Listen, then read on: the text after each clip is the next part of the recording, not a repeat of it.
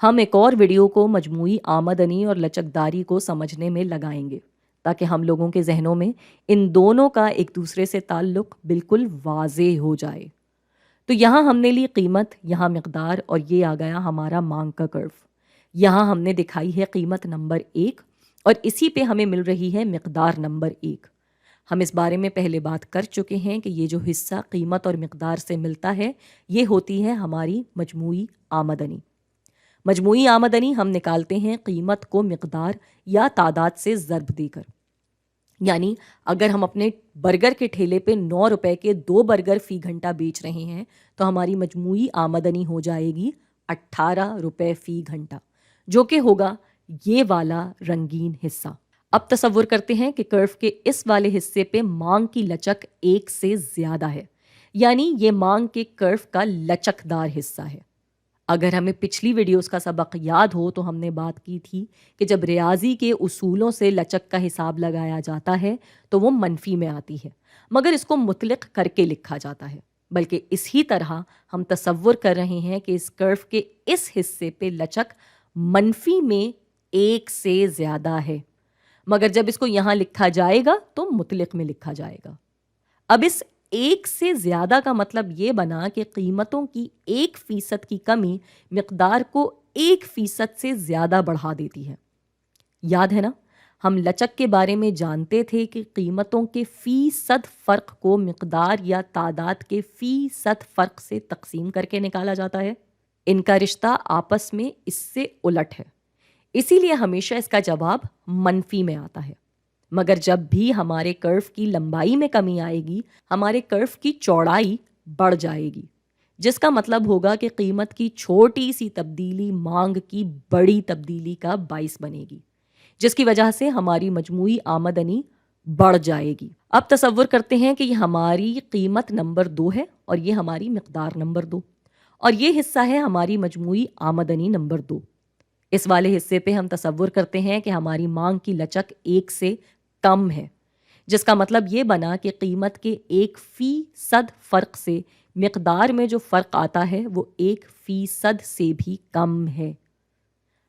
یہاں یہ بات یاد رہے کہ ان دونوں کا متضاد رشتہ ہے، قیمت اوپر جائے گی تو مقدار نیچے آئے گی۔ جیسے اس کرو پہ لمبائی تو کم ہوگی مگر چوڑائی میں خاطر خواہ فرق نہیں آئے گا، جس کا مطلب ہے کہ ہماری لمبائی تو کم ہوگی مگر چوڑائی میں خاص اضافہ نہیں ہوگا، یعنی جو رنگین حصہ ہے وہ چھوٹا ہو جائے گا۔ جی بالکل، ہماری مجموعی آمدنی کم ہو جائے گی۔ یاد ہے، اس والی صورتحال کو لچکداری حالت کہتے ہیں اور اس والی کو غیر لچکداری۔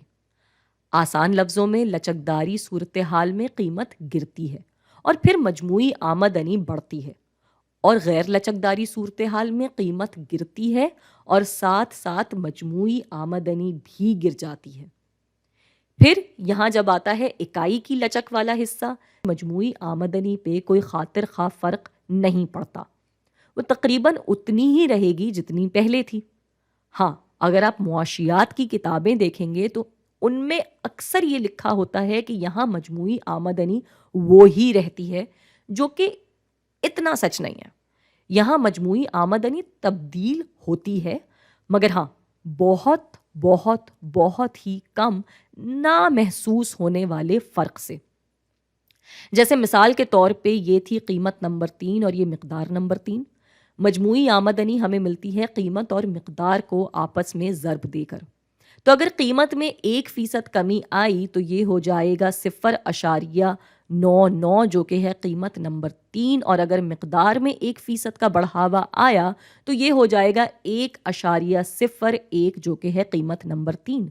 اب یہیں سے ہمیں سمجھ میں آ رہا ہے کہ فرق چھوٹا صحیح مگر ہے ضرور، کیونکہ ہم دیکھ سکتے ہیں کہ ایک طرف کی قیمت ہوئی ہے 1 سے کم اور دوسری طرف مقدار ہوئی ہے 1 سے زیادہ۔ چھوٹا سا فرق ہے مگر ہے۔ اب ان دونوں کو آپس میں ضرب دیا تو جواب آیا 0.999، یعنی 1 سے قریب ہے مگر 1 ہے نہیں۔ تو یہ ہوگی ہماری ادھر کی مجموعی آمدنی۔ اس سے ہمیں پتہ چلا کہ اکائی کی لچک والی صورتحال میں قیمت کی کمی مجموعی آمدنی میں تقریباً کوئی فرق نہیں لاتی۔ میں امید کرتی ہوں کہ یہ سب اچھے سے سمجھ میں آ گیا ہوگا۔ ایک اور طریقہ یہ ہے کہ اس کرو کو دیکھیں۔ اوپر جب ہم نے لمبائی کم کی تو چوڑائی زیادہ کی، رنگین حصہ بڑا ہو گیا، مجموعی آمدنی بڑھ گئی۔ نیچے والے حصے میں لمبائی کم کر دی، یہاں چوڑائی تو بڑھ گئی لیکن رنگین حصہ زیادہ بڑا نہیں ہے، تو یعنی مجموعی آمدنی کم ہو گئی۔ اور یہ بیچ والے حصے میں جتنی لمبائی کم ہوئی اتنی ہی چوڑائی بڑھ گئی، یعنی رنگین حصہ تقریباً اتنا ہی رہا، تو مطلب مجموعی آمدنی تقریباً اتنی ہی ہے۔